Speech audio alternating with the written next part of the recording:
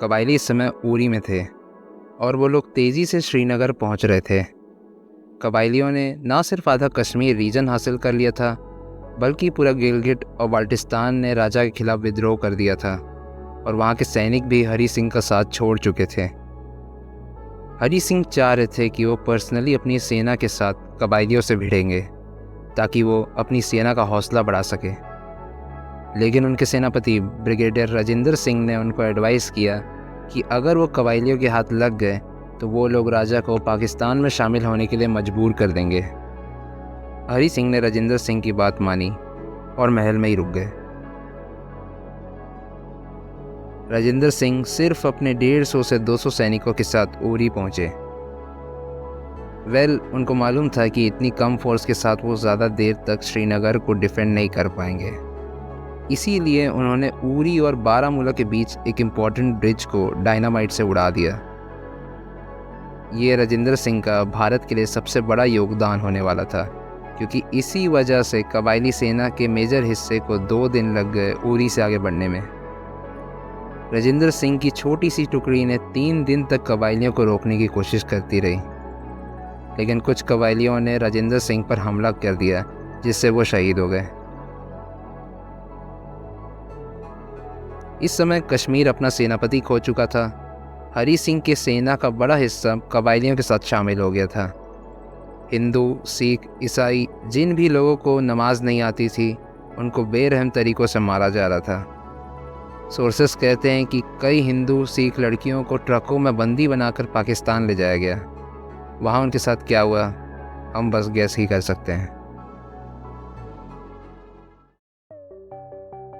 24 फरवरी को हरी सिंह ने मदद की मांग की भारत से। क्विक इमरजेंसी मीटिंग हुई माउंटबेटन, पटेल और नेहरू के बीच में। नेहरू और पटेल तुरंत इंडियन आर्मी को कश्मीर भेजना चाहते थे, बट ये रिक्वेस्ट को इमीडिएटली माउंटबेटन ने रिजेक्ट कर दिया, ये कहते हुए कि ना तो कश्मीर भारत का हिस्सा है, ना ही कश्मीर और भारत के बीच ऐसी कोई ट्रीटी है कि इंडिया कश्मीर को प्रोटेक्ट करेगा। नेहरू और पटेल के पास टेक्निकली कुछ कहने को नहीं था, तो ये डिसाइड किया गया कि वीपी मेनन को फ़िलहाल के लिए जम्मू कश्मीर भेजा जाएगा हरी सिंह से मिलने के लिए। वो कश्मीर का जायज़ा लेंगे, करंट सिचुएशन को समझेंगे कि कितने दिनों में ये पाकिस्तानी ट्राइबल आर्मी श्रीनगर पहुंच सकती है। Enter V P Menon, right hand man of Sardar Vallabh bhai Patel. मैं गारंटी देता हूं कि वीपी मेनन का नाम ज़्यादातर लोगों ने नहीं सुना होगा, बट इंडिया को यूनाइट करने का एक बहुत बड़ा क्रेडिट इनको भी जाता है।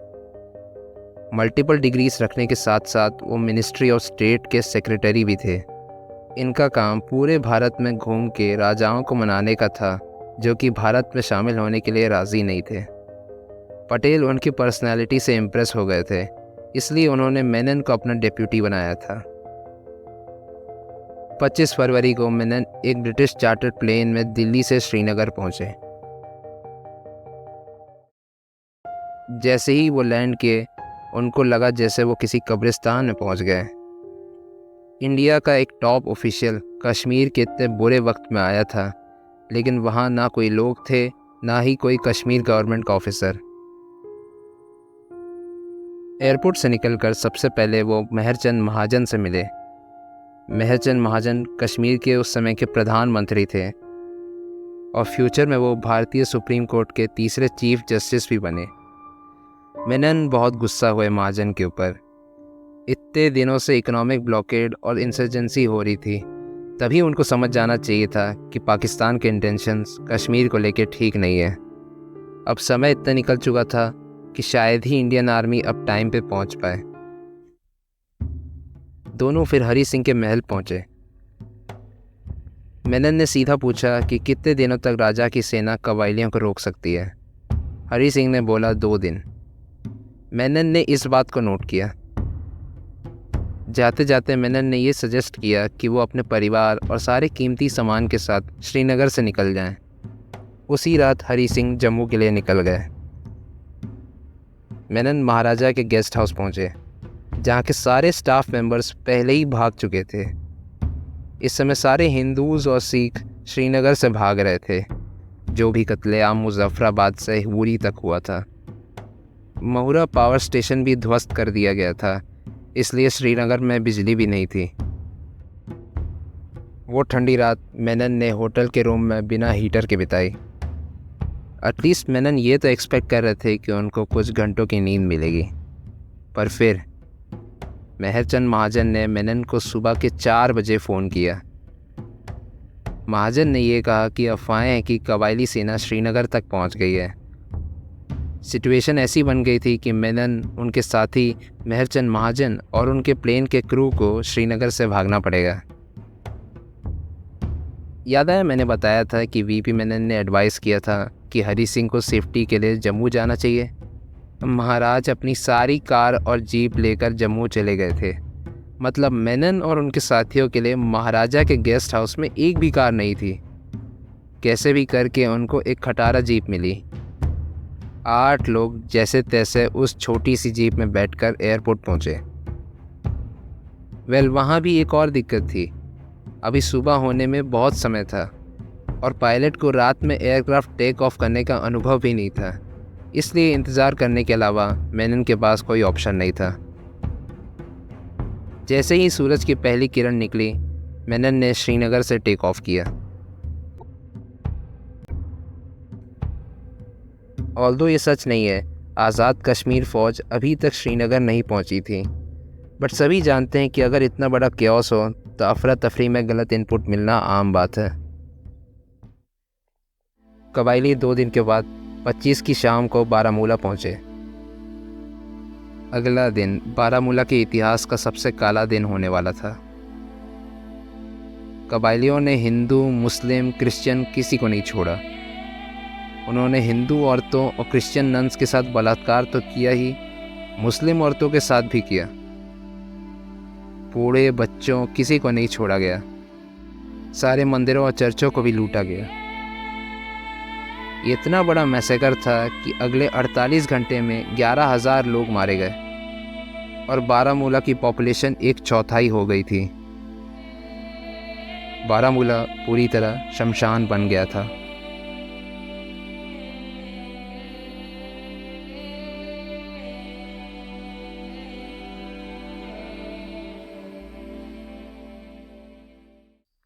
मेनन दिल्ली पहुंच चुके थे। 26 को मेनन ने सबके सामने कश्मीर के हालात बताए और उन्होंने अपनी रिपोर्ट दी। ये साफ था कि बारामूला मैसेकर के बाद महाराजा कश्मीर को बचाने के लिए कुछ भी करने को तैयार होंगे।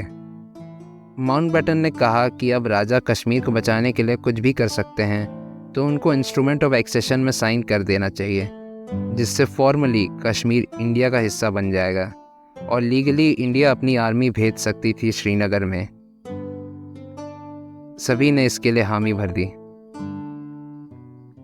26 के रात को मेनन फिर जम्मू एयरपोर्ट पहुंचे। बिना किसी देरी के मेनन अमर पैलेस गए। हरी सिंह को देर रात उठाया गया। मेनन ने हरी सिंह को समझाया कि जम्मू कश्मीर की रियासत को बचाने का यही एक तरीका है, फॉर्मली इंडिया की यूनियन में शामिल हो जाना। हरी सिंह एकदम मेंटली थक चुके थे। प्रैक्टिकली हरी सिंह के पास अब कोई आर्मी नहीं बची थी। मुजफ्फराबाद से बारामूला तक इतना कत्लेआम हुआ था कि उनके रोंगटे खड़े हो चुके थे। इसलिए अपनी रियासत को बचाने के लिए महाराजा हरी सिंह ने 26 अक्टूबर को इंस्ट्रूमेंट ऑफ एक्सेशन में साइन कर दिया। अभी भी टेक्निकली ये एक्सेशन कंप्लीट नहीं हुआ था। राजा के साथ साथ इसमें माउंटबेटन का साइन होना भी ज़रूरी था, तभी इस एक्सेशन को पूरा माना जाएगा।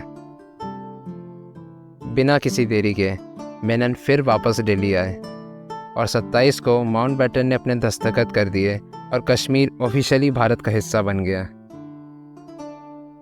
बिलीव मी, इस इंस्ट्रूमेंट ऑफ एक्सेशन का डॉक्यूमेंट भी बहुत इंटरेस्टिंग है। ये असली डॉक्यूमेंट है इंस्ट्रूमेंट ऑफ एक्सेशन का, जिसमें हरी सिंह ने अपने दस्तखत किए थे। सबसे पहली नज़र हरी सिंह के नाम पे जाती है, जो कि पहले लाइन के बाद जगह की कमी के कारण साइड की तरफ से नीचे आ रहे हैं।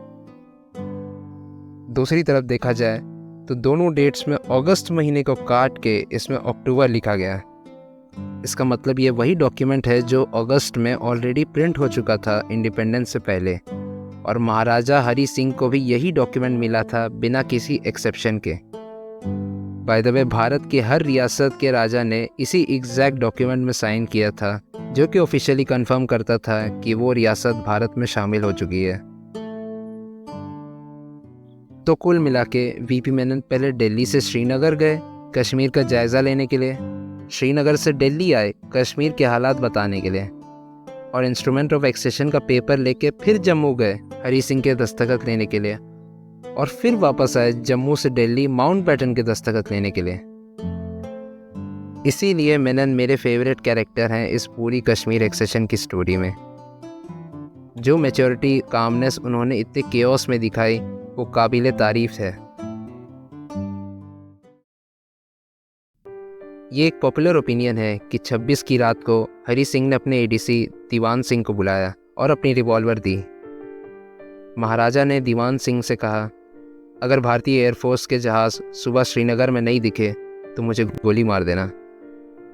ऐसा सच में हुआ कि बाद में इंडियन राइटर्स ने अपने बुक को सेंसेशनल बनाने के लिए स्टोरी लिखी? आई डोंट नो, मैं इसमें 50-50 हूँ। खैर, इधर डिफेंस कमेटी की एक और डिबेट थी कि कश्मीर की मदद कैसे की जाए। लेफ्टिनेंट जनरल बुकर और माउंटबेटन ऑपरेशन के लिए संकोच कर रहे थे। बुकर ने कहा कि अचानक इतनी बड़ी फोर्स भेजने के लिए इंडिया के पास लॉजिस्टिक्स और रिसोर्सेस नहीं थे। बिना श्रीनगर के हालात जाने ये एक बहुत ही रिस्की ऑपरेशन होने वाला था। पटेल का खून खौल गया। पटेल ने कहा कि रिसोर्सेस सब देखे जाएंगे, लेकिन ट्राइबल आर्मी जो मासूम लोगों को मार रही है उनको बचाना भारत का कर्तव्य है। नेहरू ने ऐड किया कि हाथ पे हाथ रख कर इंतज़ार करने का मतलब होगा कश्मीर में जेनोसाइड कराना, और इससे भारत में भी कम्युनल राइट्स हो सकते थे। पटेल ने प्रॉमिस किया कि इंडियन गवर्नमेंट 27 के सुबह तक सारी हवाई जहाज़ रेडी कर देगी। पटेल और नेहरू दोनों बैरिस्टर्स थे। फैक्ट्स और बातों को किस तरह प्रेजेंट करना है इन दोनों को आता था। माउंटबेटन को तो एक्सेप्ट करना ही था दोनों की डिमांड्स को। माउंटबेटन और बुकर ने इस ऑपरेशन के लिए हामी भर दी, लेकिन माउंटबेटन ने यह भी कहा कि कश्मीर में सिचुएशन नॉर्मल होने के बाद कश्मीर में एक प्लेबिसाइड कराया जाएगा।